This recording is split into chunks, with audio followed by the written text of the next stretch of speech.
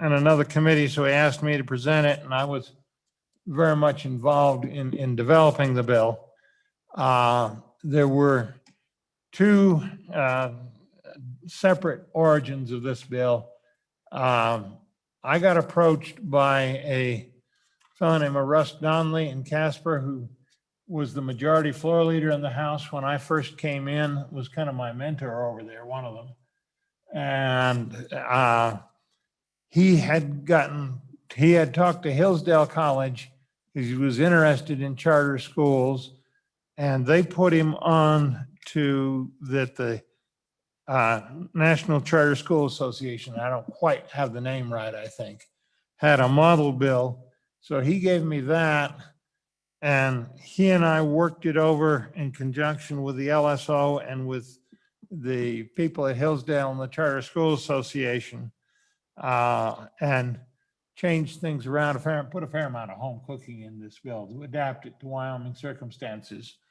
And at the same time, Senator Driscoll had a neighbor that was involved with Hillsdale College and got him to go to a seminar, I think over in Rapid, on the advantages of charter schools. And of course, they're very much interested, and they're dealing with the product of the public education system in their college.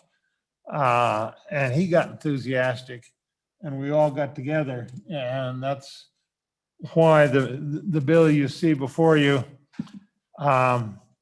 So since Ogden can't be here, he asked me to present it.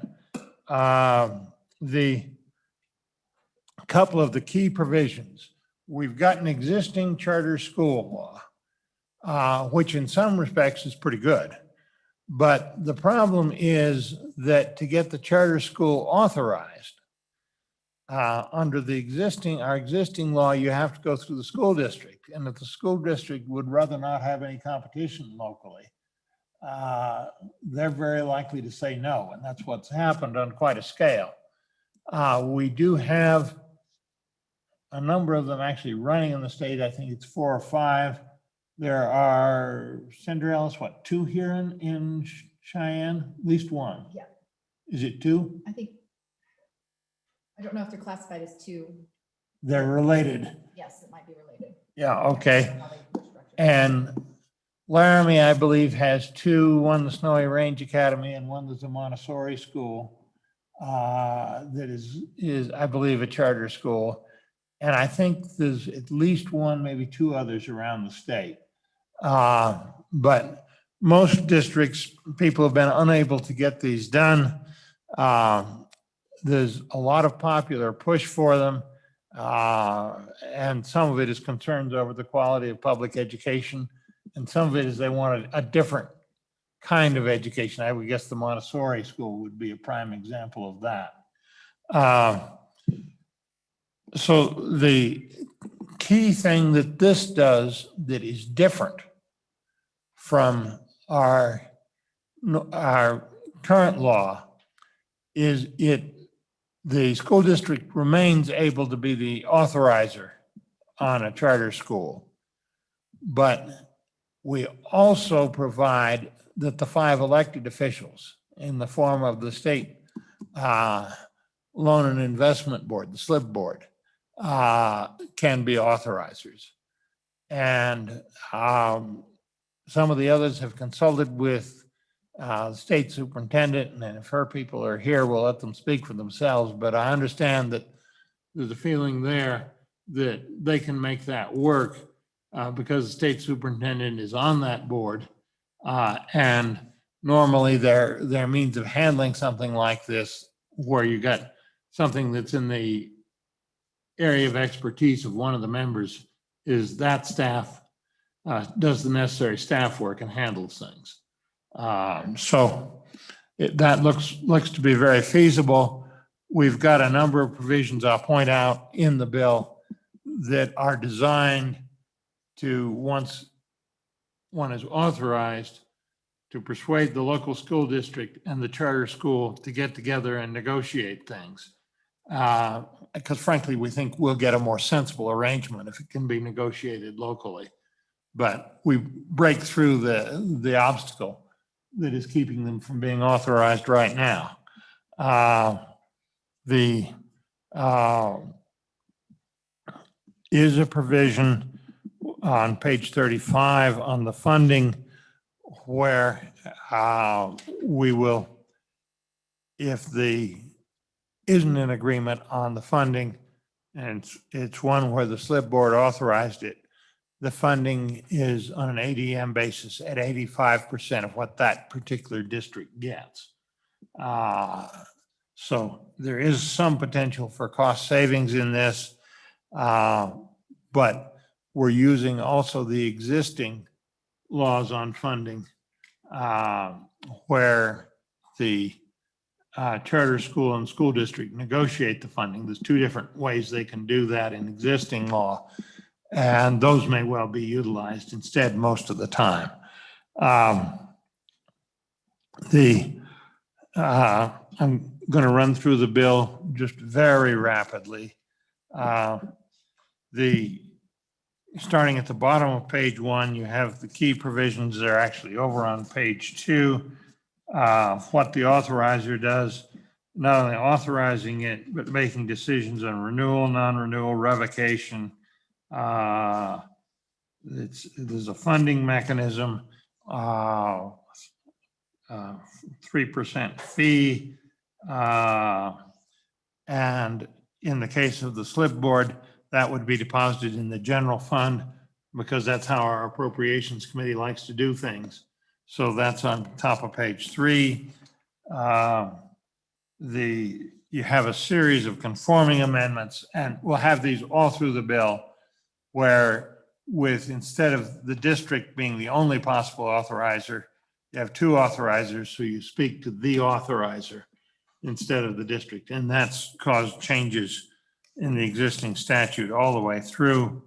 There is a purpose clause of all things in the existing law, and that's amended at the top of page 6, and that's just a conforming amendment. The key provision on the State Loan Investment Board is found at the bottom of page 6, where authorizer means the school district board or the State Loan and Investment Board. And that is a key provision. There's some important definitions on what charters are and how the charter is the contract between the state and the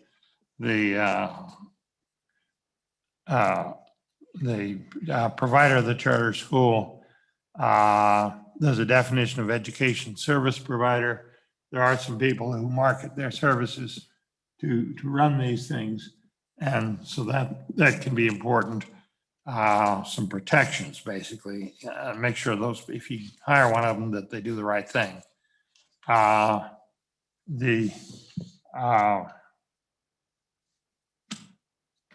one of the things is at the top of page 8, where if you hire an independent management company or an education service provider, you need prior written consent of your authorizer. That's at the top of page 8. There's more conforming amendments. There is in the existing law at the top of page 9, charter schools subject to all federal laws and constitutional provisions preventing discrimination. We have added some home cooking for that in 2 respects. In the new language starting on page 9, a charter school specializing in at-risk or special education students may give a preference in enrollment to those students. And the reason for that is we had in Casper, one of the schools of choice specialized just that way and was actually for quite a time quite successful at that. And so that would be a possibility in the special ed area. I don't know whether anybody else would do it or not. They were specializing on the kids who were just above the level that reaches special ed and doing a pretty good job with it. So we make that a specific possibility, and they would want a specialized set of students in part. And then we put a provision in, if there's a charter school sponsored either jointly or separately by the tribes, that they could have a preference for their tribal members. I didn't consult the tribes in any way when I put this one in. But I thought, heck, it's optional. They don't have to do anything unless they want to. But if they got the performance on the school districts and the reservation is not good. And if they got some enthusiasts up on the tribal members who had more cultural sensitivity, perhaps, to some of the issues that they've got, they might well be more successful. So I thought, heck, it does no harm to give them an option. So that's what that is.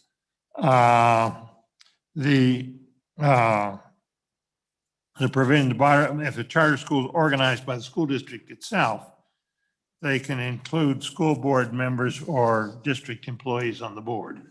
And that would be a possibility that one of the districts might itself organize itself as a charter for various reasons, or for some specialized school.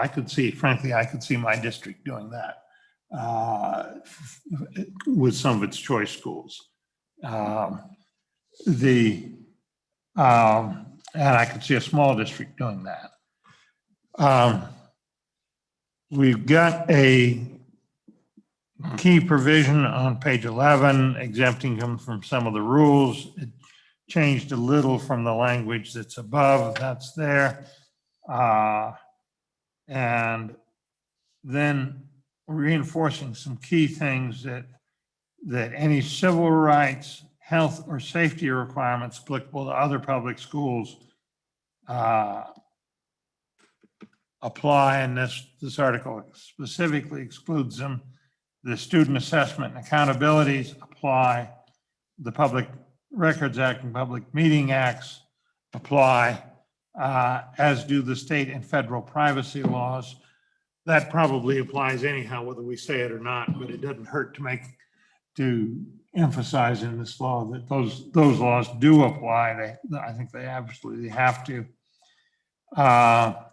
We made a minor correction in the existing statute on page 12. We've got community colleges, not state colleges here, and that somehow, I think our existing law must have been a national model too. So we corrected that. There's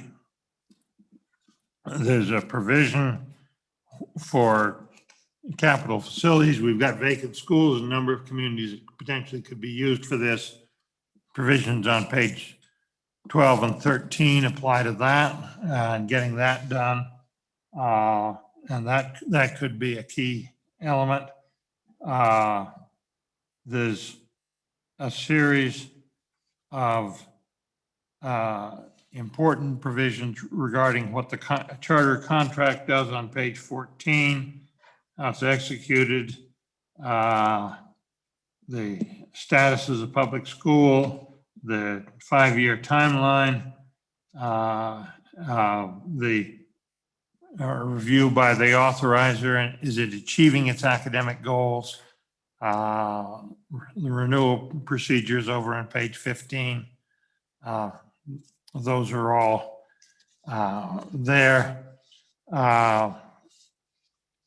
And set forth, like on the bottom page 15, you set forth the methods by which the charter schools are held accountable for achieving the educational mission and the goals of the charter school, and then a list of things that are included in looking at that over in the next page.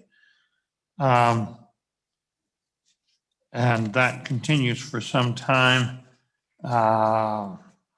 You see, they have to specify the dates when they start operating and when they first admit students. The requirement on page 18 in that list require charter school to set annual performance targets and do that in conjunction with their authorizer.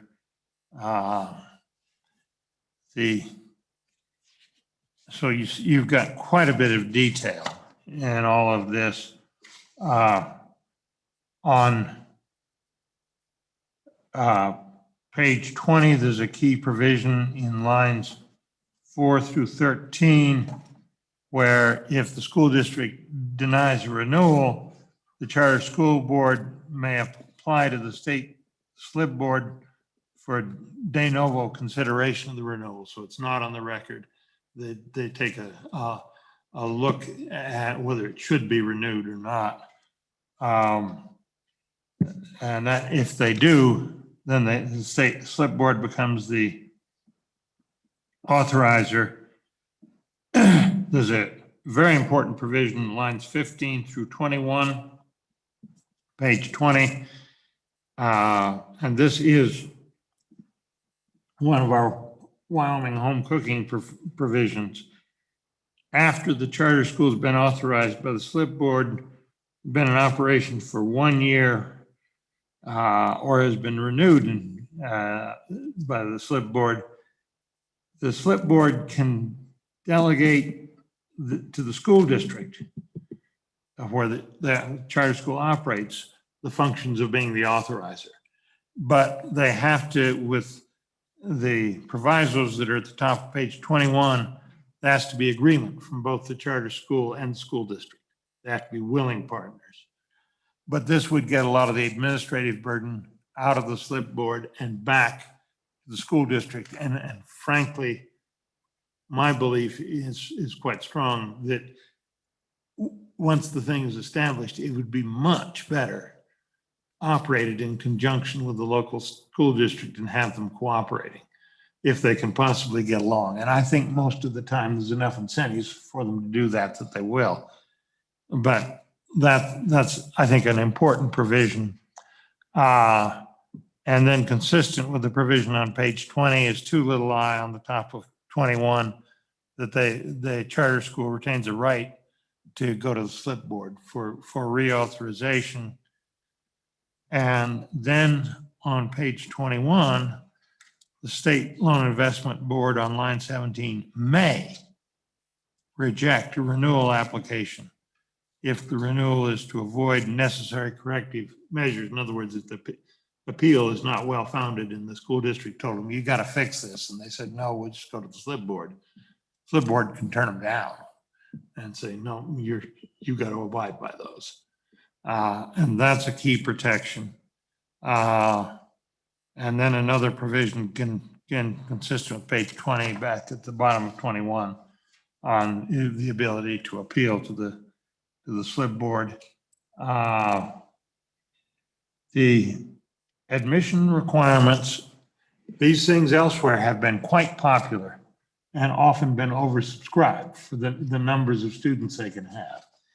And the standard provision is that if that happens, you hold a lottery, you give preference if there's older siblings in the school so the family can have all its kids in one school. That makes some sense. But you otherwise do it by a lottery. And we put in here subject to 21.3.304C, which is where we had the provision for the specialized at-risk student or the charter school that was a tribal organization. That is an exception the way this is structured. You got in the application, you need the financial feasibility. That's existing law at the bottom of page 23. And then starting at the top of 24, there is quite a series of provisions in case of a charter school that plans to establish a full-time virtual charter school.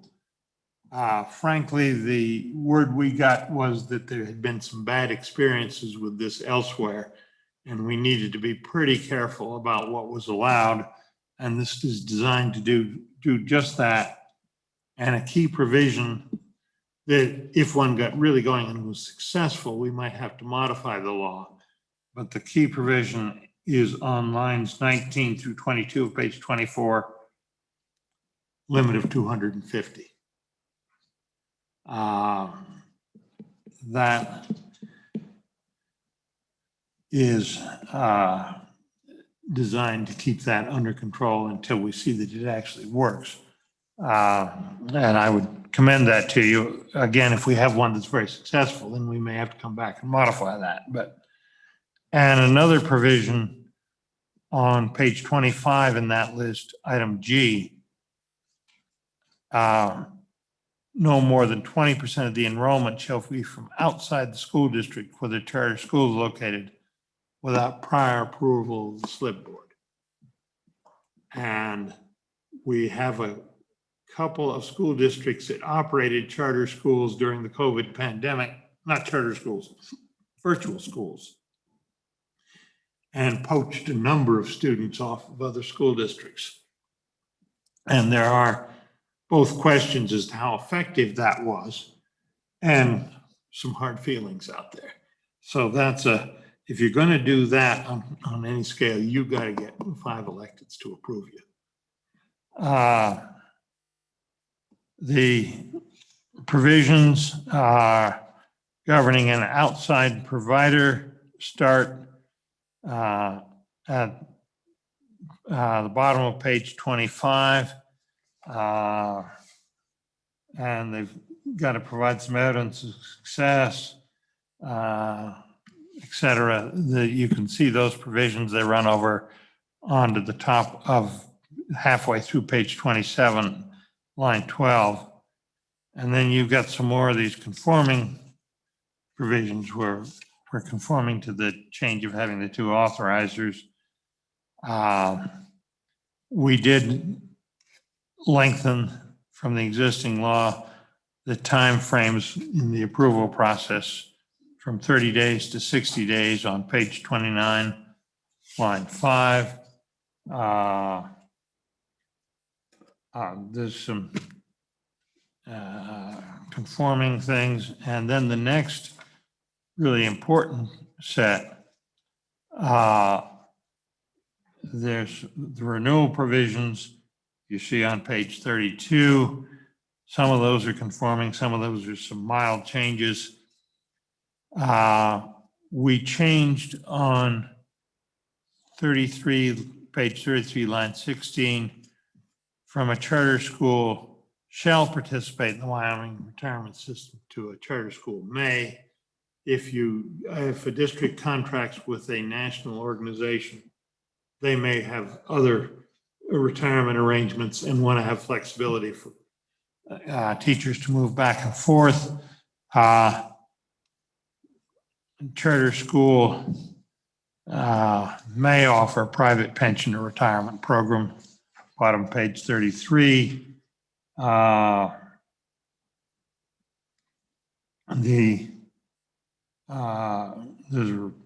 We've stricken some language on page 34 that's provided for elsewhere. Now, key funding provisions on page 35. And here it's important that in the part of 21.3.314 that is not reprinted here because we don't change it, there are 2 formulas for a district and a charter school organizing the funding. One of them is a fairly complicated formula, and one of them is whatever they agree to goes, basically. And we hope those will be widely used, but in case of a district that is just adamantly opposed and won't agree, you have the provision that the funding for the school district shall be, the funding will be reduced to 85% of the amount that would otherwise be calculated. And that on page 36, that ties it to the charter schools. And you've got some repealers that I think are conforming to where we've changed some things. That is a very quick run through. I'm open to any questions. Senator Biden. Thank you, Mr. Chairman. Thank you for all your efforts on this. This is a needed update to a good old law that just doesn't seem to ever get taken advantage of or used. So hopefully this will provide some extra educational choice in the state of Wyoming. On page 25, paragraph G, provide that no more than 20% of its enrollment shall be from outside the district. Otherwise, you have to go to the SLIB board for approval. Now, hypothetically, if we have a school, say for 100 kids, and do you need to get permission for the 21st kid and then come back if you have a 22nd kid that wants to come? Do you have to keep going back for every kid? How does that work? I would think that if you want to go over 25%, you would apply, over 20%, you would apply once. And then get And the. I would think the slip board would insist that you apply just once. And you may say, I want to go to 30%. You may say, I expect to have, say, 200 students in this charter school. And I want to say, with 200 students, 20% would be 40 students. You may say, I want to be able to go to 40 right away. And even if I haven't gotten the rest of the 160 locally, there's a number of ways you can do it. And that would be a matter of negotiation between the applicant and the SLIB board. One follow-up, please, Mr. Chairman. Regarding the public pensions, typically we want to see as a state to go away from defined benefit and get them more into the defined contribution plan. Is there any thought to what was the discussion to allow charter school employees to participate in the state pension plan instead of maybe nudging them towards the defined contribution plan? The thought was to give an option, because if your charter was formed locally, say a group of teachers, which was what we saw with the schools of choice in my district, it was often a group of teachers and parents who wanted a different means of instruction. And where you had teachers that had, say, 10 or 20 years even invested in the state retirement system, they would want to be able to continue. Whereas if your charter had been brought in from the outside by a bunch of parents, they might have hooked up with one of the national organizations offering these, who might already have a very different retirement system, might be the standard 401ks and whatnot. And some of their people they brought in would want to be able to continue. So the thought was to give flexibility to go either way. Senator Ellis. Thank you, Mr. Chairman. On page 24, paragraph D at the bottom, it said provide for the desired enrollment level and not to exceed 250 students. And I just wondered what was the thinking and coming up with 250, and why not give the SLIB the discretion when they are reviewing the application to understand, the particular objectives, and maybe perhaps it's higher. So I'm just wanting a little more discussion on why 250. Okay, now, key point here is this is in the virtual school. This only applies to the virtual schools. And I had the same thought that you did, that, why limit it? And the answer was, we've seen real trouble with virtual charter schools elsewhere. And the national people were strongly recommending that we keep this limit. I think maybe eventually we can relax it, but I suspicion there has been some people who, should we say, their ambition outran their ability to provide. And the virtual school seems to be a little open to that. And until it settles down, the strong recommendation we had from the national experts was keep this one limited so you don't get in trouble. Just a follow-up question, Mr. Chairman. Yeah. I know we have some virtual schools now that are operating, but they're tied to a district. So this, I'm just want to make sure I understand this. This would prohibit them from having kind of that breakup with their home-based district as a program and applying as a charter school on their own feet. Because my understanding is we have two large virtual schools that have enrollment that are both above 250. Is that? That's my understanding. This doesn't prohibit what they are doing now, because what they're doing now is not related to charter schools. but it would prohibit him from doing it on that scale with a virtual school under this law. I've heard frankly, I want to pass the bill, and I've heard there's some real hard feelings about what they're doing. So that's why that's there, the way it is there. They can get permission from the slip board to have more than 20% outside, but we didn't include permission to go over this in there. That would be an amendment if you wanted to make it, but the advice we got was really don't do that to start with. So, Mr. Chairman, just to think it through a little bit, I don't know if that's a committee of the whole amendment, I'm just going to throw that out as a placeholder. If we do have 2 virtual schools that might want to operate, they've been in existence in Wyoming for a while now. But I think that we can add some language that gives that SLIB some discretion to look at those virtuals that have been operating for a while in Wyoming versus maybe a newcomer that's coming in with overly ambitious goals. So I'm going to tease through that a little bit, perhaps for a first reading amendment. Yeah. And I would suggest you might see if you can find somebody that's had some experience with those 2.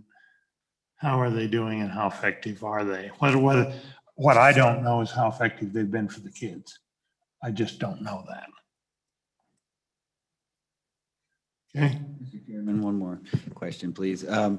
Regarding curriculum and testing, what is, we went through the bill pretty quick. What does it look like now? Is anything changed regarding charter school and how they can determine their own curriculum? And do they have to they have to take the same tests as the other public schools? They do have to take the same assessment tests. So we can be able to give basically parents a comparison. Here's the results the charter school's getting. Here's the results the public school's getting. The charter school is a voluntary grouping of kids and parents that were in the public school. They're comparable populations, presumably, may not be, but it's designed to be, if there's a shortage, it's designed to force it that way. So you want the same assessment testing, and then the bill's pretty rigid on that. Curriculum, no, you want to teach it differently. You want to teach some different subject matters. You are a public school, so you can't have religious instruction overtly in the charter school. That constitutional provision, I think, would apply. But you have a lot more flexibility in how you teach it, and some flexibility. You got to pay some attention to the fact they're going to take a test on things, but you've got some flexibility in terms of what you teach as well. You decide, well, we want to teach statistics in the 10th grade, and the public schools are doing it in the 8th grade. You can do that. That's that sort of thing. They'd probably go the other way, I think, but you do have quite a bit of flexibility on that. Seeing no further questions, anybody in the audience want to testify on this bill? Mr. DeCaria. I think that's what I'm looking at. I can't always tell with these masks. Good morning, Mr. Chairman, members of the committee. Yeah, I'm looking forward to the day that masks go away myself. It's one of those things I think that we can all do without. Mr. Chairman, members of the committee, I'm Ken DeCaria, Wyoming School Boards Association. And to start, Mr. Chairman, I want to point out that the Wyoming School Boards Association is not against charter schools. And we think right now, and Mr. Chairman, I appreciate your comments, but I think we have a pretty good charter school law on the books right at the moment. It seems to work. One of the things, if somebody applies for a charter and they're turned down, you have pretty much a blueprint for how to proceed from that point forward, because they have to tell you why your application was turned down. And Mr. Chairman, the other thing I really would like to compliment the drafters on is keeping some of those accountability standards the same, because it never made any sense to me that what you want at the end of the day is you want to be able to compare apples to apples and see how any school is doing, in comparison, because I'm assuming the goal is to, you want to improve results with that. With that, Mr. Chairman, we do have some concerns. And Mr. Chairman, the first one would be a separate authorizer. I mean, I get where you're at, and we're going to have somebody now. And Mr. Chairman, the one thing that this has that's been more beneficial than some in the past that I've seen is you have elected people at least doing that, which alleviates some of those problems. But Mr. Chairman, you're going to have sort of a 30,000-foot level about how a school operates and what's going on. And Mr. Chairman, some of the concerns I have is if you look at nationwide, where some places have put charter schools and what people would say would be good charter schools, to me, they would be bad. They're just easier to have charter schools. You've seen a lot of problems. You've seen fiscal mismanagement. You've seen poor results. They've closed a lot of charter schools because of that. And Mr. Chairman, and the one provision in there, as far as pulling out certain populations, in some places, charter schools are actually leading back to segregation. That, it allows a mechanism for people to sort of self-select where they want to go to school. And that becomes problematic. And Mr. Chairman, I know that may be outside the scope of the bill, but it's one of those things that, could be problematic with that.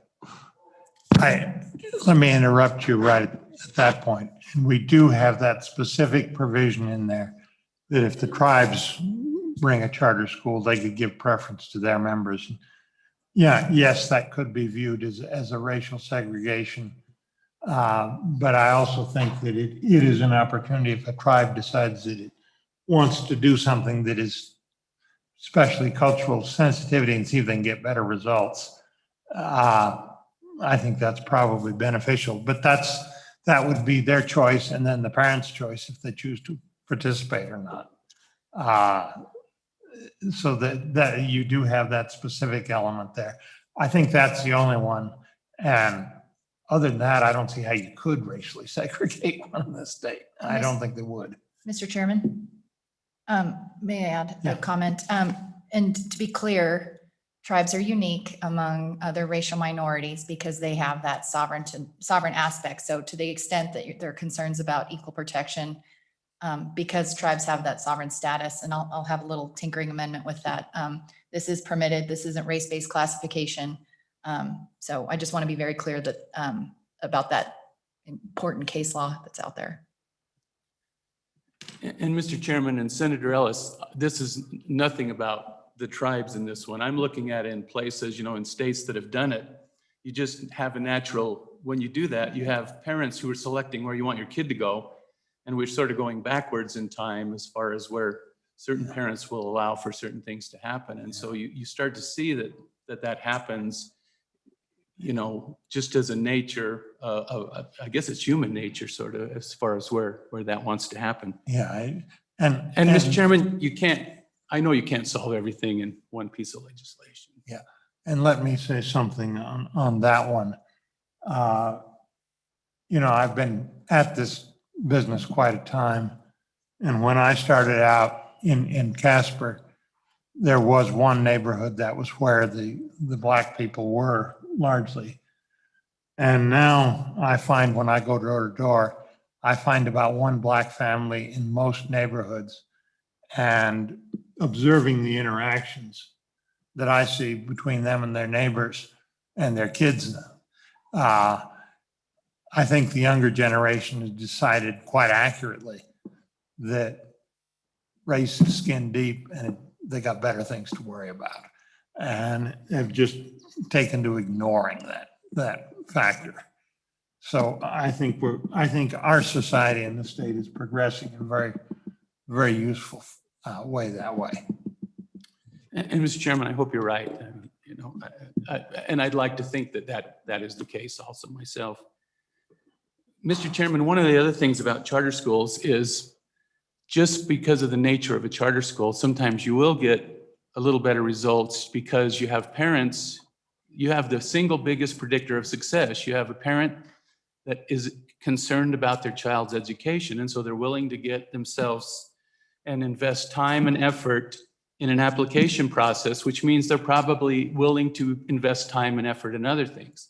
Mr. Chairman, the concern is as you pull those students out of a building or a school, the ones who don't have parents that are quite as motivated with that get left behind, and it creates other problems for those. And Mr. Chairman, I've never understood in all charter school legislation that a lot of it is we want to ease restrictions on charter schools, but not on the regular K-12 public schools. And it's like, if it seems to me, if it would make sense that you're thinking you're going to get better results by doing that for a charter, why wouldn't the same logic apply to the K-12 school? And that's something that's always escaped me, that, you know, we want to ease some restrictions on one, but not on the other ones. So let me comment, if I may, on that one. You represent the School Boards Association, right? Yes, correct, Mr. Chairman. If the charter schools start succeeding with the relaxed regulations, wouldn't that give you powerful ammunition to come to the legislature and say, let's relax the regulations for the other ordinary public schools too? There's something wrong with them. You could really use that. Mr. Chairman, that may be. Okay. And Mr. Chairman, again, I'm just bringing up some concerns Yeah. with the piece of Okay. legislation that we have. You know, and Mr. Chairman, as far as the separate authorizer, you know, these are locally elected officials in a school district. And for some reason, we've gotten to the point for this dichotomy between the state and local. You know, we all believe in local control, except when we don't believe in local control. You know, and that always has been something that I've found extremely puzzling, that, you know, these people were elected for this particular purpose in mind by the voters. And for some reason, sometimes we don't want to allow that to actually happen. And that's something that I just have a hard time getting into my head, Mr. Chairman. Mr. Chairman, the other part of it would be the 85% funding, and I'm not really sure on that.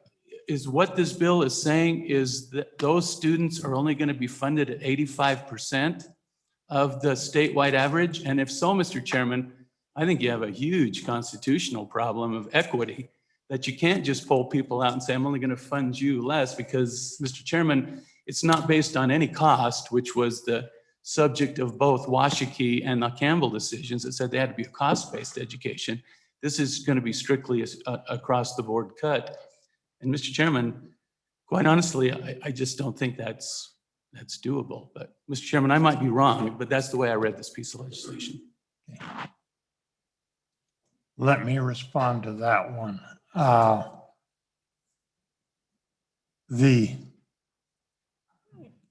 don't think there's a constitutional problem there. I think we're improving the efficiency of the system. The national organization took a look at our funding and said, yeah, we could do it at 70%. We thought that was a little too much. I think it'll work just fine at 80%, 85%. I think your public schools would work just fine at 85%. I think what you're seeing here in that is a measure of the inefficiency that's in our current system. And Mr. Chairman, I don't want to be argumentative, and I'm not. This is not an issue. Yeah, I'm the one This is being not an issue argumentative. of what the correct dollar figure was. That's an issue that comes out of recalibration. What is the cost to educate students? Mr. Chairman, this is saying we know what the cost is to educate students, and we're not going to provide that much funding. So, Mr. Chairman, I think it's a different issue, at least in my mind, Mr. Chairman. Under office. Thank you, Mr. Chairman.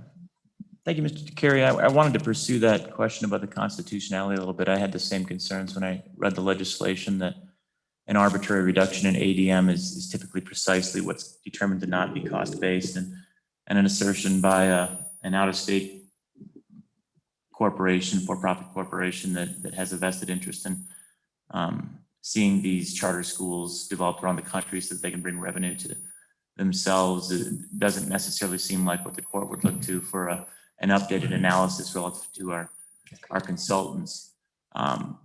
My question then, though, goes a little bit to the cost savings and the assertion that the charter school can do what we do for 70 cents on the dollar. And I was wondering if you or your organization had any concepts of where the efficiencies are typically realized in these scalable charter schools where they have franchises all over the country. And I think the one that is behind this is a conservative Christian organization that is interested really in propagating that business model. But I know that there are a lot of different ones in different places. But I was curious with this particular business model, if you know anything about where they find efficiencies or if other ones show efficiencies in specific areas. Mr. Chairman, Senator Rothfuss, I don't. And one thing that I find sort of a little bit boggling, and this is privatization in general, you know, and I know I saw this when I was living in and teaching in Evanston, Wyoming. We would get Salt Lake City News, and they privatized their bus service at one point, and it didn't even last for about 2 or 3 months, because what you had is you had them missing kids on the street, not picking them up. Because, Mr. Chairman, Senator Rothfuss, one of the things is any business has to have a profit margin, and so they have to take a certain amount of profit out. And I'm not against free market economies, but when you take money out of a system like the bus system, that means you have to hire people that maybe aren't as highly qualified or as good at what they do, or you have to cut corners somewhere.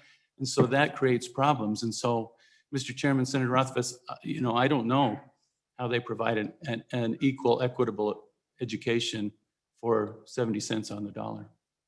Thank you. Thank you, Mr. Chairman. No, Mr. Chairman. Thank you, Mr. Chairman, members of the committee.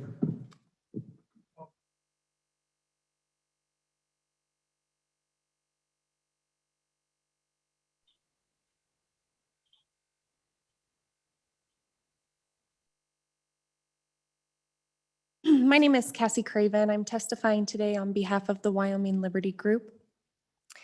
We've taken a careful look at this bill, and I'd like to just give this committee kind of a sense of some of our positions.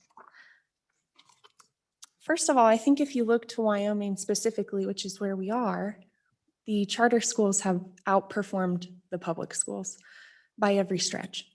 I think that's the starting presumption that we should walk into this with, is that perhaps this conversation is in the best interest of kids, and that perhaps the 70 cents on the dollar analysis comes down to more one of bureaucracy, one of more administrative costs.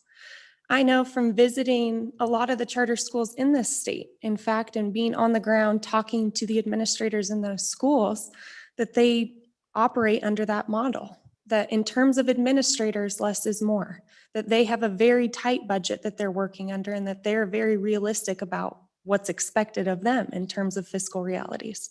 And so I think that in large part, that's where the business model, as it's been referred to, comes into play. They are doing their best to operate under the most efficiency possible because they have to. On the point of the separate authorizer, I think I've got a sense of the fear of losing that control, right? And that's unfortunately been a big part of the dichotomy. You've heard, you know, it's like having McDonald's authorize Burger King down the street. Thank you, Senator Ellis. It's like having Burger King authorize McDonald's down the street. It doesn't make fiscal sense to have your competition for students essentially be part of that analysis. And so I think that this bill really, although it might be uncomfortable at first to release some of that control, I think that in the long run for the state of Wyoming, it's a really beneficial thing because it forces everyone to get on the same page. And still, as the chairman pointed out, there is that important piece of local control, which is critical for schools. I think that it matters that the elected sit on the SLIB board because the elected officials still have a strong say in that, and we still have representation in those choices. But then throughout the process, as it moves forward in the years after authorization, then you see more control on the local level. So I think it does drive a good balance. And so I appreciate the intent behind that bill. I also want to touch base on a very important point, which I think was the one raised by the previous testimony of the unconstitutionality. I do not read that in my interpretation of the case law. I think that it's very clear that the state of Wyoming has a duty to fund, and we will do that.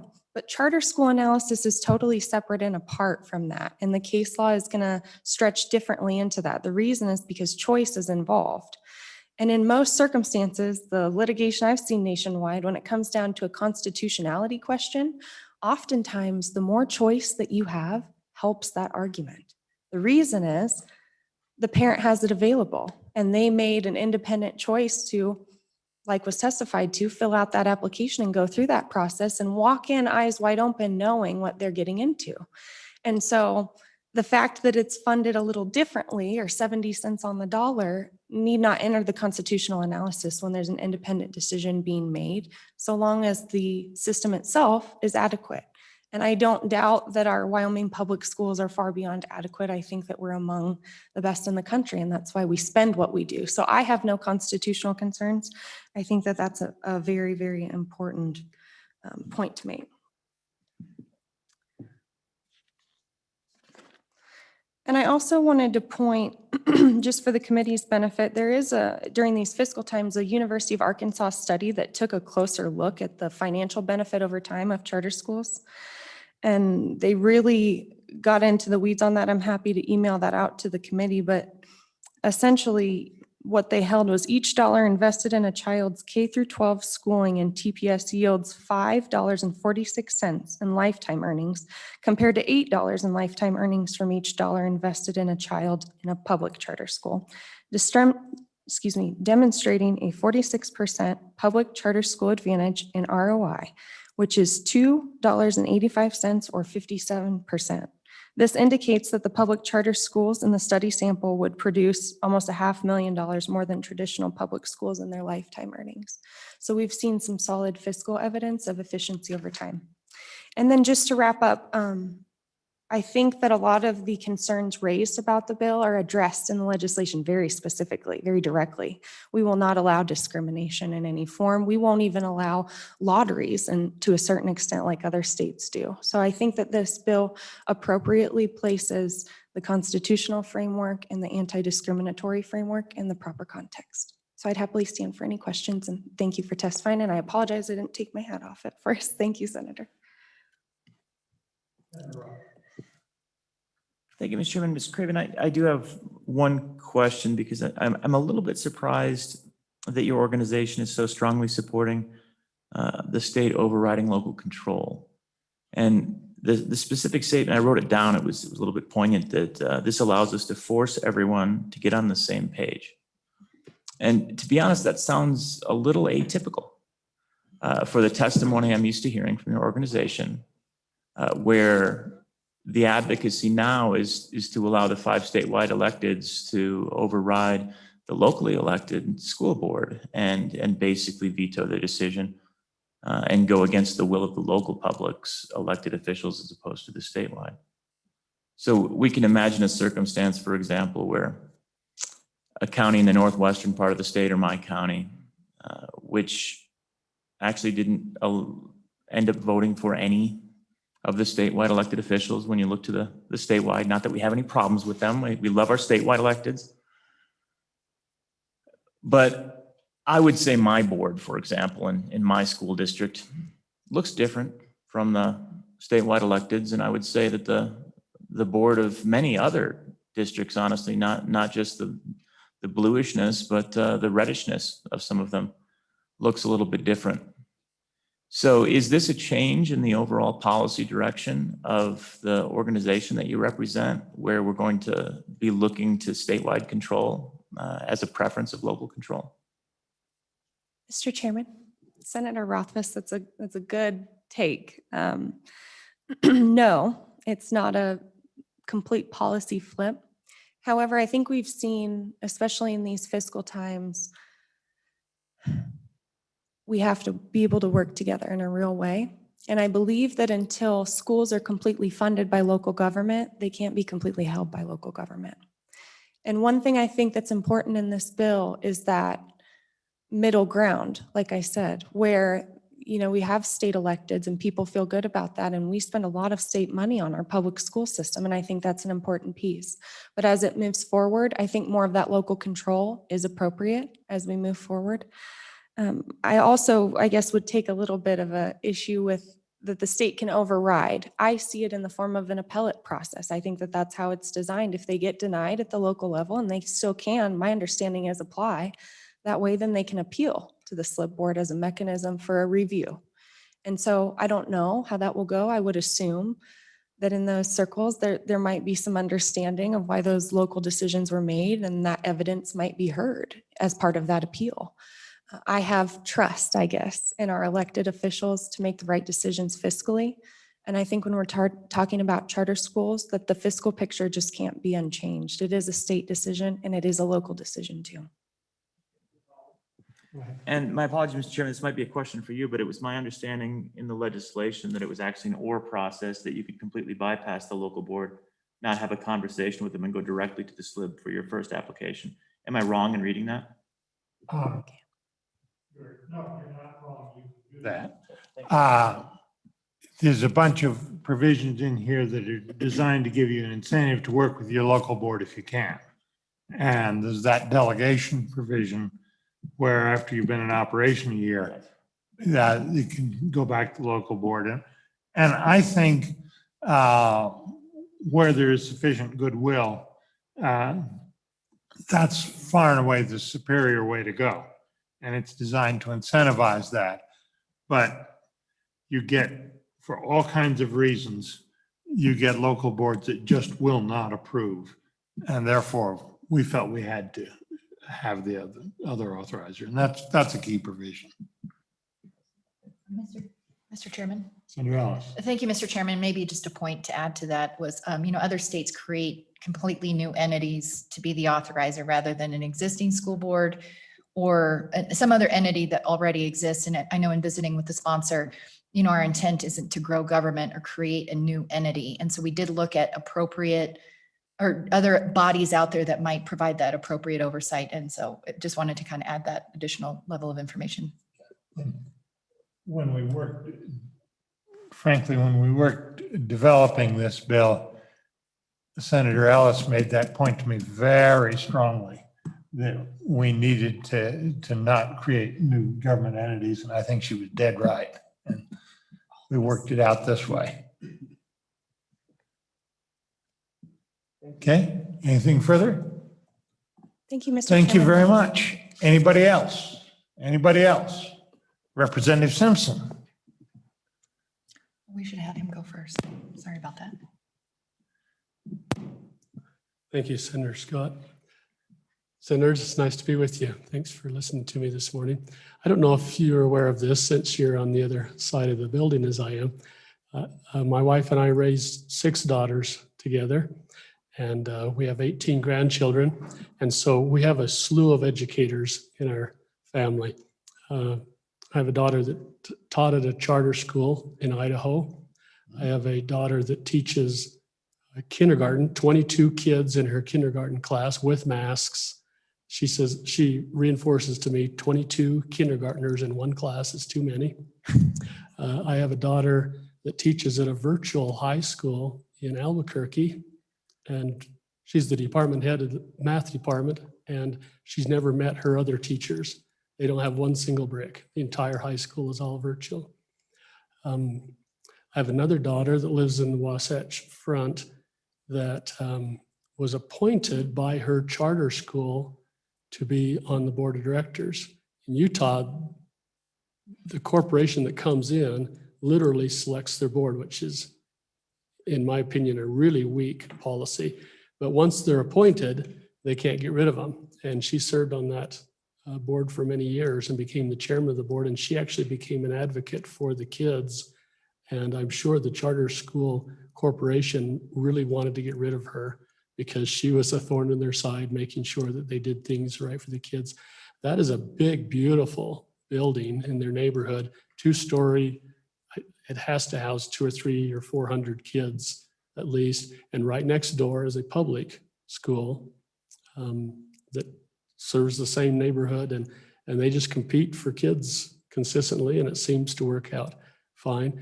I asked her if they were subsidized at a smaller rate, and she said they are. In Utah, the charter schools receive less money than what the public schools do.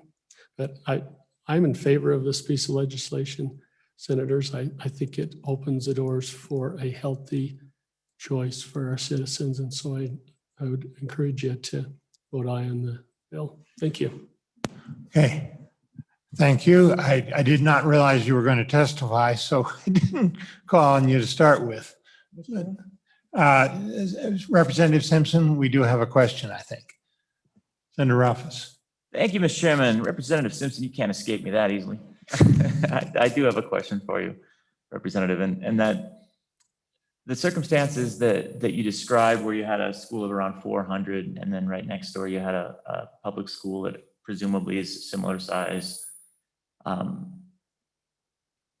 Obviously that's a higher population area where it's easy from a transportation standpoint to deal with the circumstances. You've probably got a variety of neighborhood schools. As you know from your time on the education committee, that only describes about 5 places in Wyoming where you have that size, and we also know that we have to have equity among students throughout the state. So if you perceive a circumstance where you think the charter schools are better than the public schools, how does this work for Matiti or Bear Oil or Medicine Bow? How does this competition work for the very small schools and school districts and Claremont, for example? How do we provide equitable access to charter schools? Again, positing that they're superior to our public schools, more cost effective, better education, good for the kids. Everyone should go to one. How do we deal with that? Chairman Scott, that's a really good question. I think it's important to note charter schools aren't, quote, better and the end all. I don't think they're better than, I think I love our public schools. I think we've got a great system there. It's really just an alternative. And Senator Rothfuss, you're right. The smaller communities, even in my community in Star Valley, we're a fairly good sized district. I don't perceive that there would be a charter school move in there.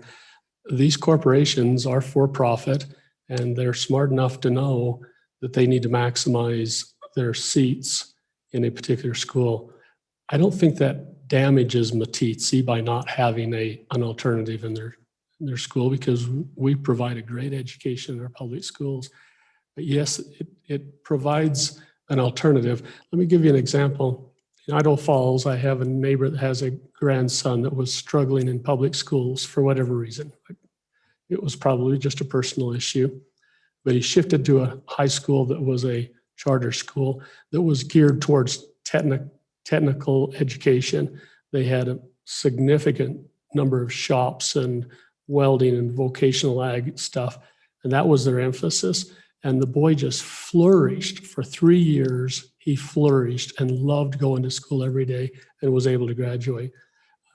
So I think there's an application there in our bigger cities, but I don't think it damages the smaller communities. We'll just keep on going.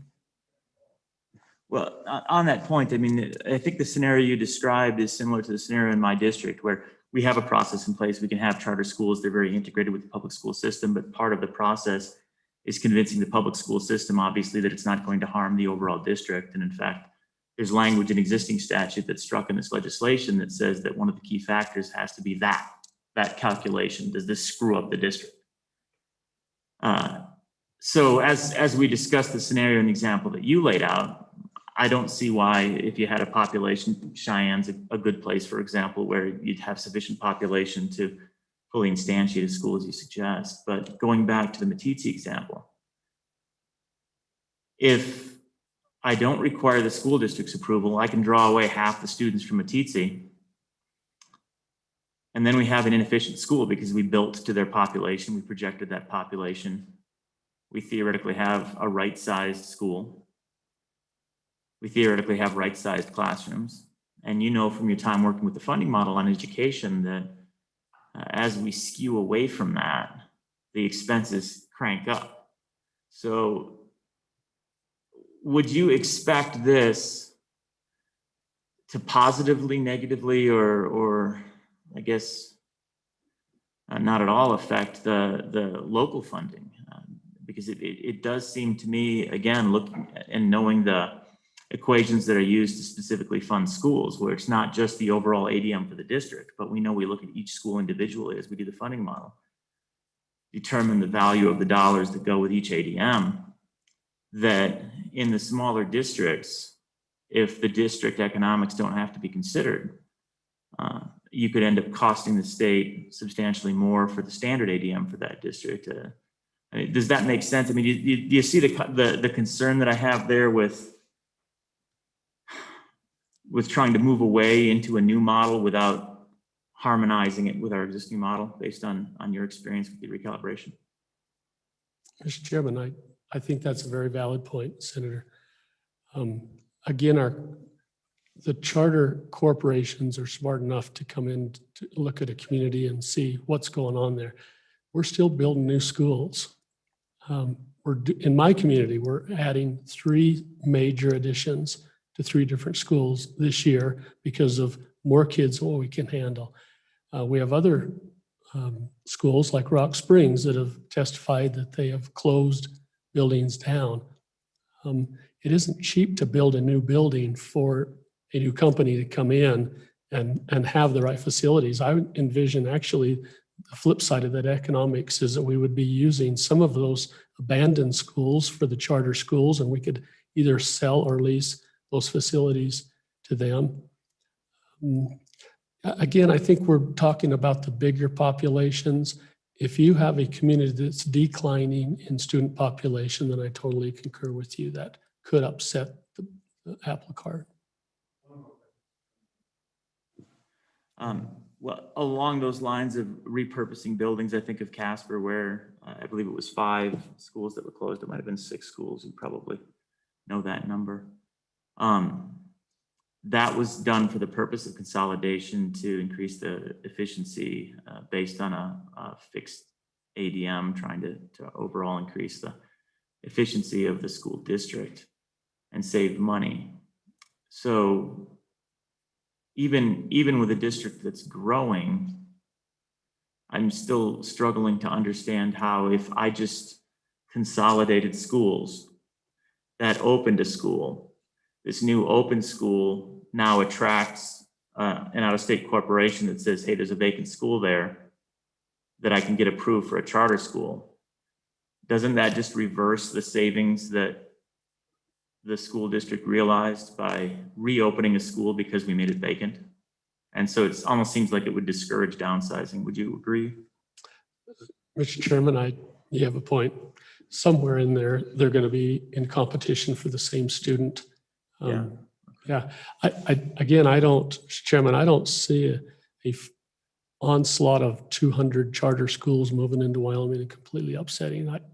I think this opens the door for some unique situations in some of our unique cities that will pull some students away, but I'd be very surprised if we see an onslaught of these enough that it's going to upset the equation.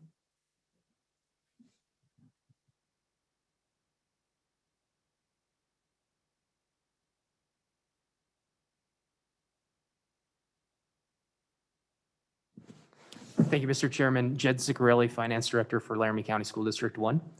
Mr. Chairman, just a couple of maybe nuances with the current operation. Our district does operate or provide oversight of 2 charter schools here in Cheyenne. Yes, sir, Mr. Chairman, two separate charter schools. They're separate and distinct legal entities. However, this might seem like a little bit of a trivial nuance, but because the two charter schools are under the oversight or our district acts as the authorizer in this situation, they're a discreetly presented component of our school district's financials. So what that means is we're accountable for their financial operations. What's unclear is if the SLIB board is acting as the authorizer, does that mean that they're responsible for the financial presentation of some of their operations? And I only bring that up in the context of maybe the adjustment that the contracts or the charters would be issued for 5 years. Currently, we can provide a renewal of not to exceed 5 years. In the past, our district, back to the comments about the financials, experienced the charter schools with a significant number of audit findings. And what that did was it caused the school district to become a high-risk auditee. And so we had to petition for some relief because of the charter school's presentation and their audit findings. And I bring that up in the sense that our board was able to ensure that the charter renewals were reviewed at a less than 5-year rotation. So another good example might be the charter school that recently started providing services or expanding their grade level configuration to seniors. Our board wanted to make sure that we had an opportunity to review their practices, their educational program after they began to graduate students. And so we opted to renew only for 2 years so that they would come back and present their information, and gave our board an opportunity to provide some more insight and oversight over those charter renewals.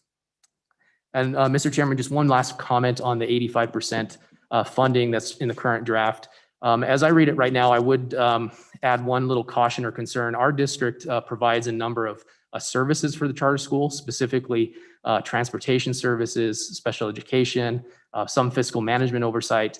And it would appear that under that new language, the transportation services that are provided through 100% reimbursement, if they're attributable to the charter school, could only be resourced at 85%. So in a sense, we would want to understand if there is an impact to the services we provide to the charter school, since that funding is allocated to them.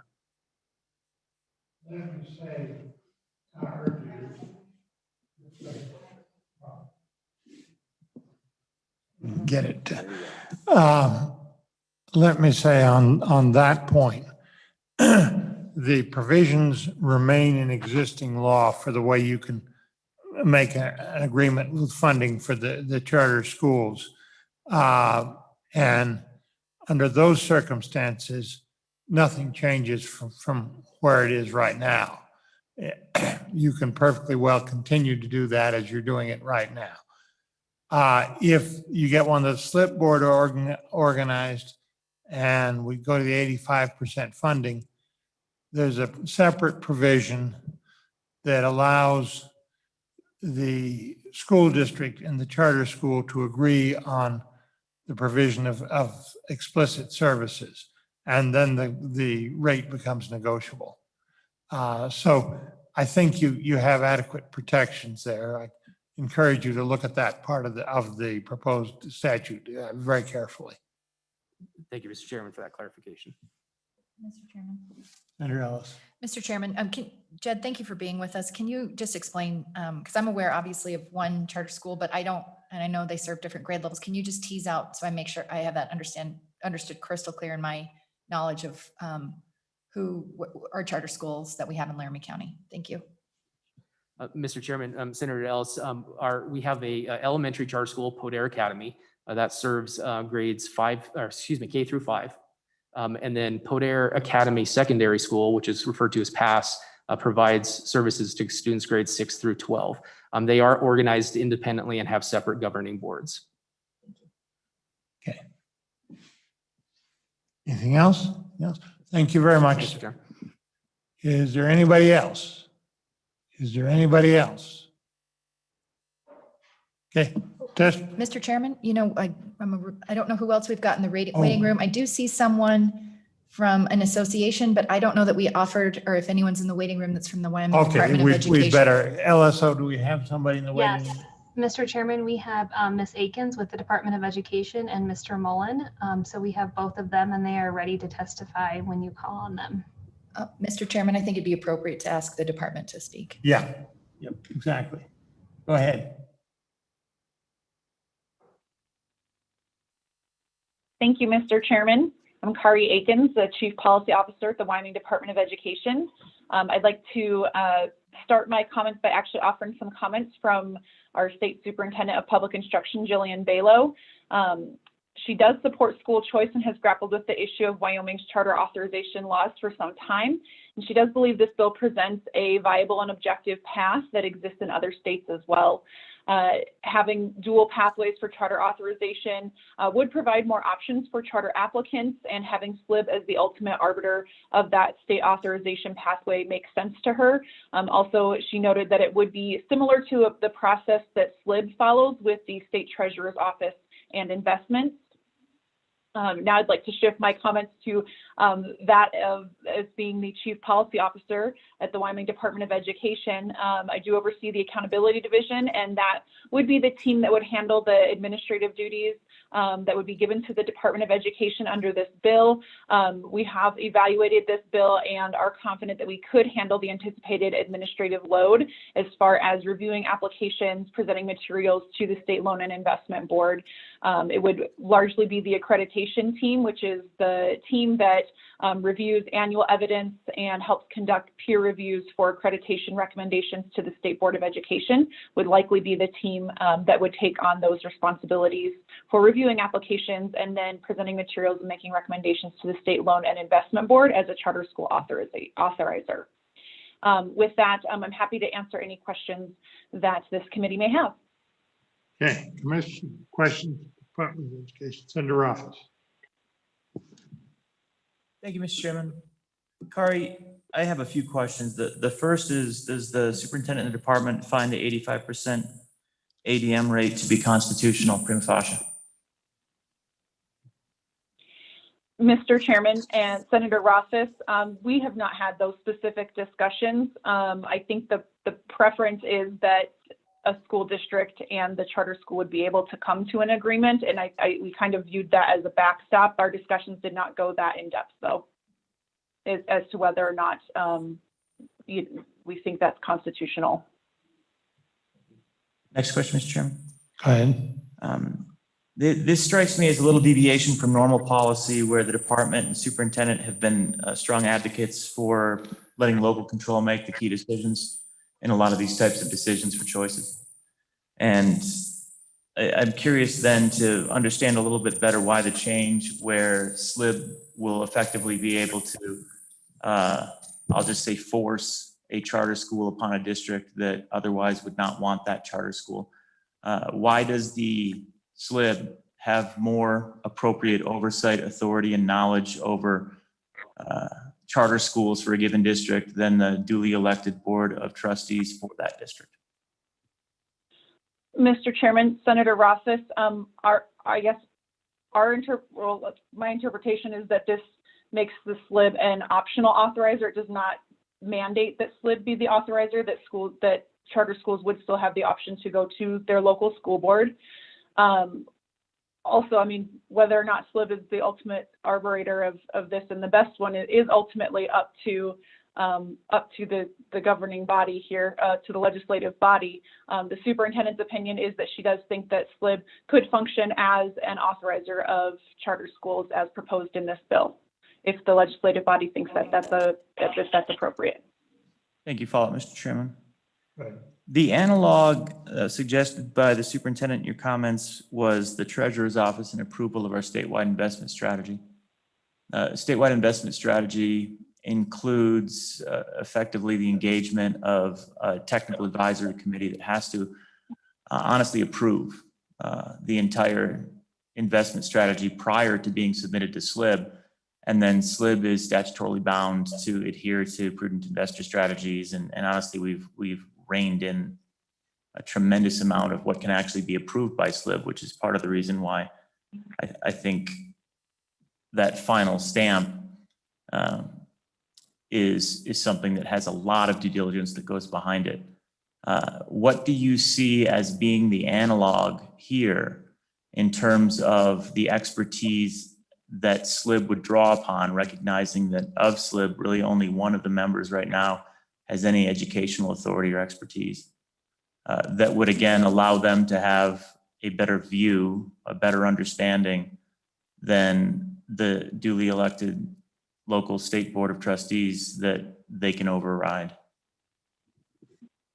Mr. Chairman, Senator Rothfuss, we did note that this does require, in-person review, traveling to these communities to visit with the people in the communities.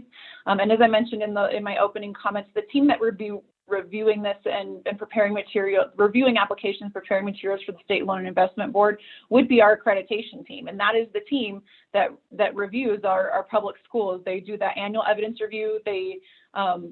They facilitate peer review processes every 5 years that are in person for schools. And so, our thought is that basically, initially at least, for efficiency's sake, I guess, that the accreditation team could use similar processes that they use to recommend if a school district be fully accredited with follow-up, accredited with support, or not accredited. They're used to looking at kind of the guts of what goes on in schools and districts and seeing if it meets the requirements of statute. In this case, it would be if it meets the requirements of a charter authorization, but they would still be required to offer the basket of goods, is my understanding, and to be able to show that they are, assessing and participating in the accountability system regularly. So those are regular duties of this team. This is our team that are experts on if schools are doing what they're supposed to be doing. So, it's the same folks that recommend school improvement strategies. And so that's why we thought this would be a good fit, because that's where that expertise within our department lies. So it would be relying on the expertise within the Department of Education. Okay, Senator Roth. Thank you, Mr. Chairman. Kari, following up on that, one little difference, a nuance that I see there, and I think that is an excellent team, is that with the investment strategy, the recommendation of the advisory committee was effectively made binding, where the SLIB can't accept a recommendation of don't do this and then do it. SLIB is not really empowered in the investment strategy. I guess a circumstance that I might worry about is if the accreditation team comes in and says, this is not a good choice, and the superintendent goes into the committee and says, my accreditation team says this is not a good choice, and therefore I believe it's not a good choice as an educator, I'm going to vote no. And I don't know about the superintendent, but I've had experience being on the one side of a 4-1 vote on a couple of occasions. And it doesn't always mean you're wrong. But that would be an approval, and that would be a new charter school in a district that may have already denied, for the same reasons the superintendent denied, that charter school. Is the superintendent comfortable with that outcome, comfortable with being overridden by 4 colleagues that, while generally very wise, don't really know very much about education and what is good governance in education? Is the superintendent comfortable with that outcome? Mr. Chairman, Senator Rothfuss, I can't say that I had that in-depth of a conversation with the superintendent on that, so I would hate to speak on her behalf on that issue. Understood. At this. I'll ask her. Thank you.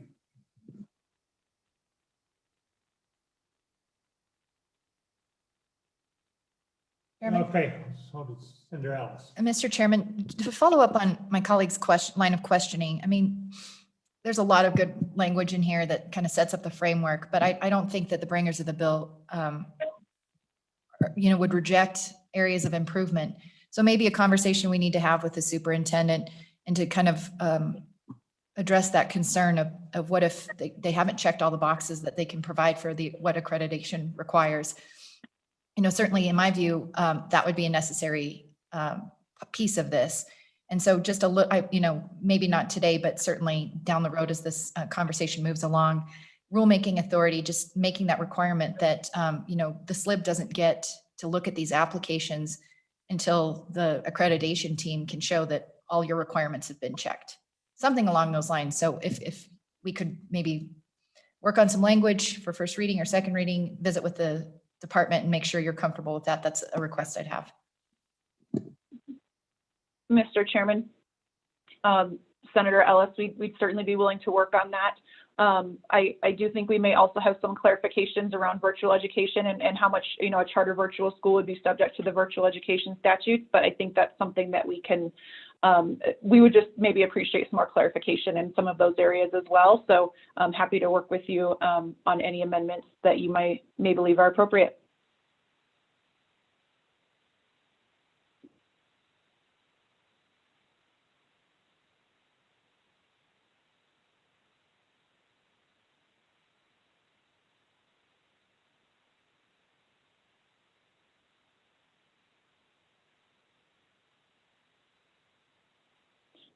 Mr. Chairman, if someone's speaking, I cannot hear them. LSO, can you admit the other individuals in the waiting room? And we'll- Yes, Mr. Chairman, Mr. Mullen is already admitted. Okay, go ahead, Mr. Mullen. Mr. Chairman, Identify members of the yourself. committee, my name is Tate Mullen. I'm the Government Relations Director for the Wyoming Education Association. Here today to speak in opposition of this bill. We have a couple of concerns, most of which you've already heard today, so I'll keep my comments brief. We're concerned that the SLIB board is not the proper governing authority to make these decisions. We feel that the structure that is in place for charter authorization at the school district level is the appropriate place. We want education professionals making these decisions that impact education, students, and their local communities. We feel that the school boards are that proper authority. We're concerned that, we recognize that that option is still there, but in those cases where school districts and the potential charter disagree, and the SLIB board may approve something, and then the school district is left to manage this charter school that has been through the application process already either denied or they couldn't come to terms with the school district. They're left to basically manage this charter school that is not going to benefit their community. As for the 85%, we feel that that is an arbitrary reduction in ADM, and we have some concerns about the constitutionality of that. I would say that I like the proposal by Senator Ellis, the idea that, if we were to move forward with this, that maybe that accreditation team, maybe there's some weighted decision authority, because we do recognize that, the superintendent's office and that accreditation team are experienced in those. But again, to Senator Rothfuss's point, there are 4 other individuals on that board who just don't have the breadth and depth of knowledge to be making those effective decisions. One last thing that I would like to talk about, again, noting my predecessor, Candy Carey's point in terms of performance variations in charter schools across the state. Again, you're looking at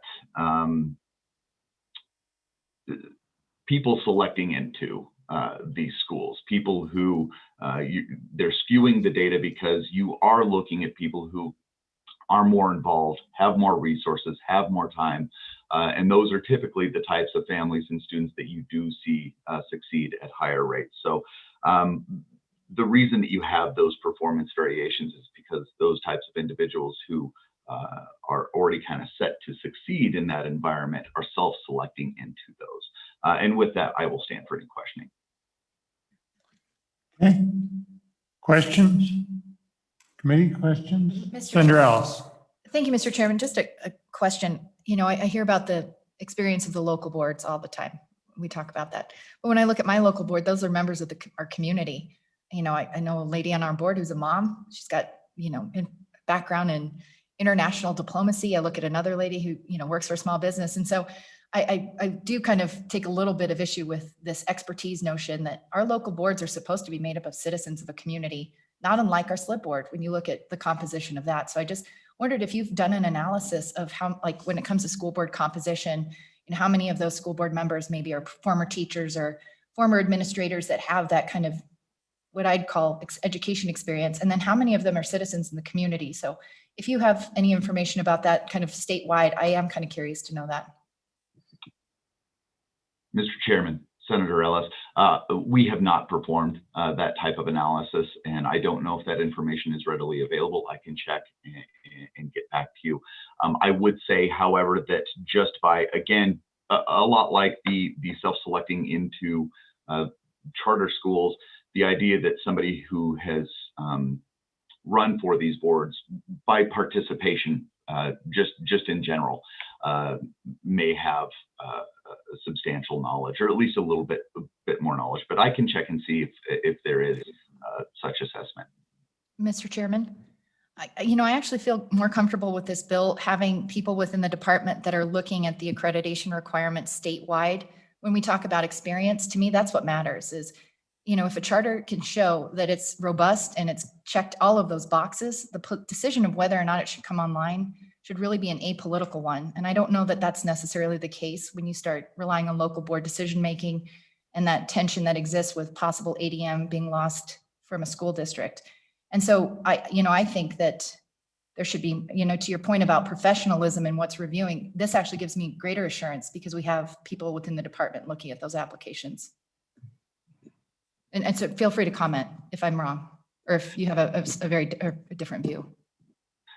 Mr. Chairman, Senator Ellis, I don't have a different view. I mean, again, to some of the points that were brought up, that accreditation team is an amazing team. And within the Department of Education, you have those professionals who are there to make that decision, which is why I do like the idea that you had brought up conceptually of maybe having some sort of weighted decision authority to this, that maybe their decision carries a little bit more weight, if the superintendent's decision carries a little bit more weight in terms of what that slip board ultimate decision looks like.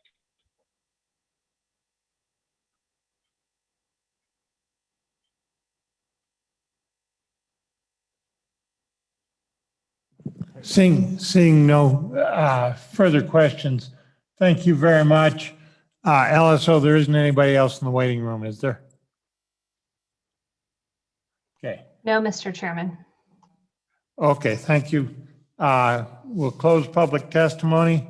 Back to the bill committee. What's your pleasure? Move the bill. Motion is due pass. Seeing no further discussion, are you ready for the question? Mr. Senator Chairman, Ellis. I know Senator Rothfuss and I had talked about an amendment. Senator Rothfuss, did you want to bring that at this time, or did you want to wait until that perhaps comes to the floor? Mr. Chairman, Senator Ellis, I didn't print out copies and there's no reason not to do it on the floor. It's really simple. Okay. Mr. Chairman, I'm in the same boat. I have a few clarifying amendments, but I'm happy to bring them on the floor. Okay, thank you.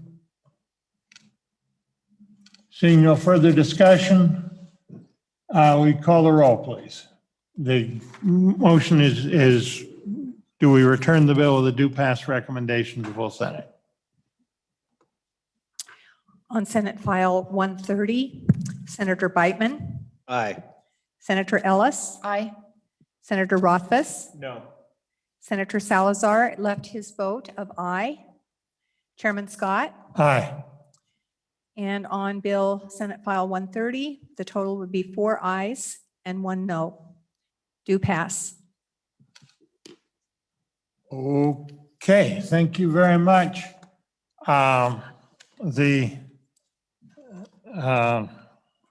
Do we know where Senator Landon is? Mr. Chairman, I'm supposed to text him, but I can tell you that I thought there'd be a little debate, so I was waiting to text him, tell him to come down. Okay. But there wasn't any, so he jumped down. Lavelle, can you get that other bill into the paper factory and going? We're doing it as you speak. Okay, thank you.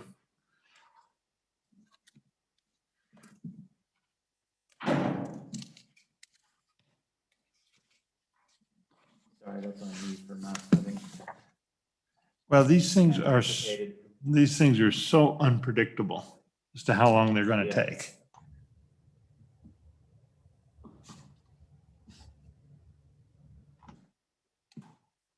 We got a little bill to talk about. Get on down, see you in a minute. We are in West 110 or whatever here in the building. I think we're 110. Yep. See you in a moment. Bye. Yeah. Is 110 right, or are we in 113? Yes. We're in 110. The next bill is Senate File 74, athletic trainer revisions.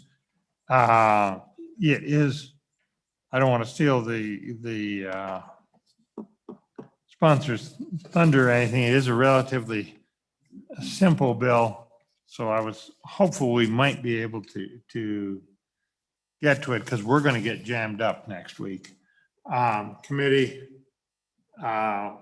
Monday, we intend to take up the recalibration bill.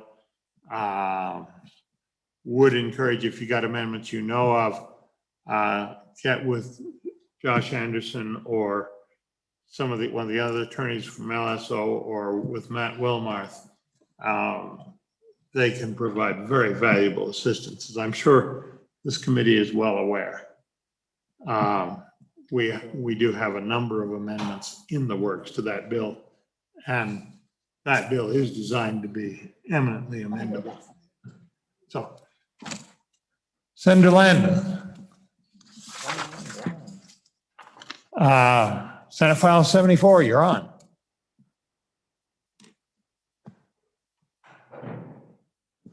Thank you, Mr. Chairman. Appreciate the opportunity to bring Senate File 74 to you this morning.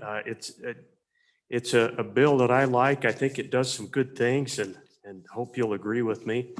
To take you, first of all, through a couple of thoughts that led to this bill. Mr. Chairman, you might remember that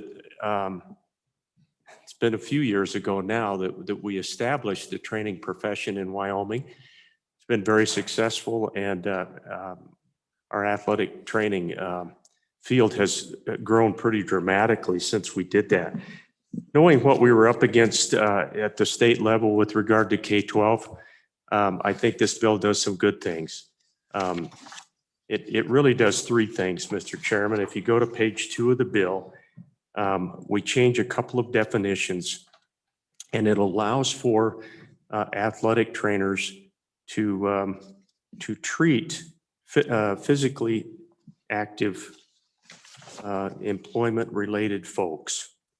You'll see where we change the definition of an athlete, and we change the definition of athletic injury. That would allow, for example, Mr. Chairman, a trainer to assist with a coach, assist with somebody on the college campus who might have fallen. I found out that the state to the east of us with the big national park and the heads, they have a pretty prevalent situation where they have construction companies who are hiring athletic trainers to keep their workers healthy on the work site. I was intrigued by that. I thought, that's pretty novel. Throughout our school systems and elsewhere, athletic training is really becoming more and more prevalent and more needed. The other thing that this bill does, Mr. Chairman, if you go to page 3, 2 other things that we do, and it's pretty modest as we expand the scope of what our athletic trainers are going to be allowed to do. It's modest enough that you may notice that among the sponsors of the bill is a physician's assistant that we know very, very well. And so the other professions, I think, are on board with what we're doing. But you'll see where we are going to allow our trainers to provide telehealth services. That goes back to what I was saying about, in my mind, I thought, what if some of the bigger districts could help our smaller districts? We may not have as many athletic trainers going forward if we're faced with some of the budget cuts that we know we probably have to make. So if a district is fortunate enough to have an athletic trainer, why can't we share the services of that athletic trainer, for example? That's what that does. Also, just the idea that during a declared state of emergency, God help us, I hope we never have another one, but if we do, let's take full advantage of what the training and expertise and licensing throughout the country allows these athletic trainers to do. There's much, much more. And Mr. Chairman, you, as our longtime labor and health chairman, you know that you have to be careful in these practice acts. There are lines drawn in healthcare services, but I hope we struck a good balance with this little bill, and I think it stands to help some of our constituents. So that was very quick. I know we're short on time, so I wanted to really rush through it. So, Committee, any questions for the sponsor? Mr. Chairman, I just have one. Senator Office. Thank you, Mr. Chairman, and Senator Landon. I think this is a good bill. I can see that you've been very thoughtful about trying to make sure that it's not some incredible expansion of scope. But I do want to understand a little bit where I mentally draw the line between something that, if I've got a workplace activity injury of some sort, and I'm contemplating a physical therapist or an athletic trainer for treatment, could you talk to me a little bit about what decision points I might use when I'm making that call? Mr. Chairman, I missed that last sentence. Senator Rothfuss, I apologize. No worries, Mr. Chairman. Senator Landon, so when I'm making that decision, I've got a workplace injury of some sort that's related to, I ran for a while and I hurt my knee. Don't know why I'd do that, but let's pretend I would. And then I'm contemplating, we've passed this legislation. How do I make a decision now whether I go with an athletic trainer or a physical therapist as when I make the call and make that appointment? Mr. Chairman, that's a great question, Senator. And having worked as an athletic director and supervised athletic trainers, I can tell you they have a very close working relationship with physical therapists. And that's critical. And that's, I want to underline the fact that when we reached out to physical therapists, the licensing board and the profession itself was quite good with this legislation. And I think what it allows, technically, the way it stands today, committee, our trainers are not really even allowed to work on a coach or a teacher of a physical education class who might have pulled a muscle, or maybe a marching band member. That honestly you can't even work on that person legally. And all this does is say, look, that's okay.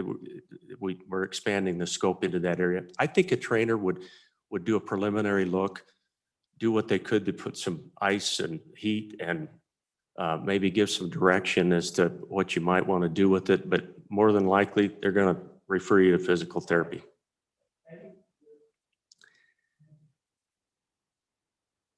Thank you very much, Senator Landon. Thank you. Stay handy just in case, unless you have to be back somewhere. Mr. Chairman, I did want to apologize on behalf of all the athletic trainers across the state.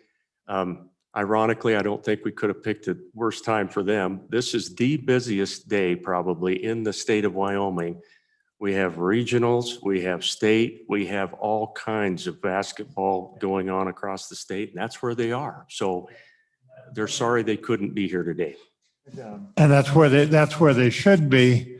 And that prevents perhaps the bill from being talked to death. Is there anybody here who wants to testify on the bill? And particularly if we had an opponent to the bill, I'd put them on first.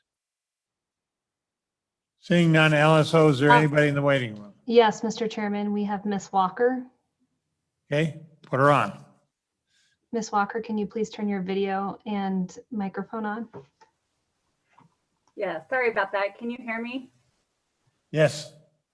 Thank you. My name is Jenna Walker, and I am the president of the Wyoming Athletic Training Association.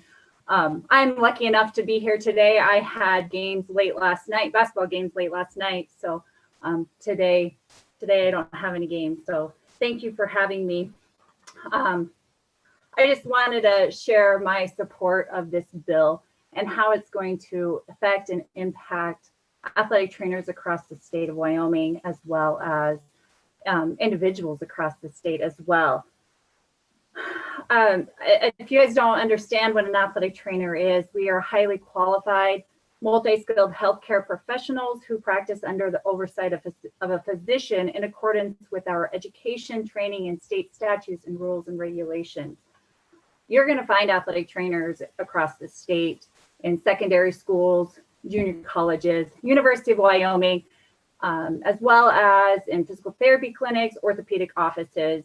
Those individuals, for the most part, are doing outreach to the local schools. So currently, we just serve athletes in an athletic setting. However, there's been a lot of individuals come to us asking for assistance or help. And that could be an individual, or it could be a company in the oil field or construction. I just recently had a conversation last week with some athletic trainers at State Wrestling, and it hit them like a ton of bricks. We were sitting down for lunch, and they said, they asked me, and they said, Jenna, if an official goes down in a match, in a game, we technically cannot work on them, correct? And I said, you are correct. According to our current practice act, they don't fit an athlete in an athletic setting. So if an official goes down, they step in a hole and they twist their ankle. By law, we are not allowed to work on them. However, we're the first individuals that they come to asking for assistance and help. So I think if we want to talk about more occupations, an official is to get this bill through, we would legally be able to treat that official. And it goes for a coach as well. Coaches come to us for asking for healthcare advice on musculoskeletal injuries, and legally we shouldn't treat them. Other companies have reached out to us, and again, we've had to turn down these jobs because we cannot be employed by them. I looked up some statistics of athletic trainers working in the industrial field, and it says an athletic trainer can reduce can cost savings for the employer, with 80% of companies that employ athletic trainers seeing at least $3 return on every $1 invested in their athletic trainers, and return as high as $7 for some organizations. So organizations who are employing athletic trainers are seeing a great return on investment. So in the end, why we are proposing to revise this Athletic Training Practice Act is, one, it will increase jobs throughout Wyoming. Two, it will increase job opportunities for athletic trainers. Just to name a few potential settings: industrial, construction, warehouses. We can work with firefighters, first responders if we get this bill through. By allowing athletic trainers to work with a greater population than just athletes, more people throughout the state will have access to faster healthcare due to the athletic trainer being employed by the company and on site. Athletic trainers are trained to work quickly and efficiently when injuries happen. So if there was an emergency, they'd have a healthcare on site to take care of that issue right away, whether that is a quick evaluation and refer to the appropriate healthcare individual, or if that would be treatment on site. And then I would like to kind of answer Senator Ruff's question in regards to PTs and athletic trainers. If you had to have treatment, who are you going to go with? Athletic trainers are trained and educated on rehabilitation. Now, are we as educated in rehab as a physical therapist? No, that's their specialty. We do have that training though. And we do rehab on our athletes. But we do work in conjunction with physical therapists. So if we have an athlete or an individual that we're working on with rehab and we don't see them progressing in a timely manner, we refer out to that physical therapist. Or let's say, for example, I want that individual to get dry needles. I am not trained on that, so I would refer out to physical therapy. So we have a great working relationship with physical therapists, and we refer out when we feel that individual's not getting better or they need more specific, highly trained rehab. Thank you. Thank you. Any questions? Okay. Anybody else? So there's nobody else in the waiting No, room? Mr. Chairman, no. Okay. Do I hear a motion? So moved. Motion is- File 74 do pass. Motion is due pass. Senate File 74. Further discussion? Question being called. Call the roll, please. On Senate File 74, Senator Beitman, Aye. Senator Ellis, Senator Ellis left a form with a due pass vote. Senator Rothfuss, Aye. Senator Salazar, he also left a vote of aye. And Chairman Scott, Aye. On Senate File 74, 5 ayes. Do pass. Committee, I do appreciate people, the Senate File 74 has passed the committee. We report back to Senate. I do appreciate people leaving these forms. If somehow we have an accident and you don't get that done, except when we're under time pressure and a rush, I will tend to hold the bill open till we get the votes, and I will not report out a bill that just has on a 2-to-1 vote. That's Mr. Chairman. just been my practice for years. Really appreciate it. Thank you, committee, for taking a look at this little bill. Well, you bring us a good little bill, we know how to deal with it. Yeah. Thanks, Mr. Chairman.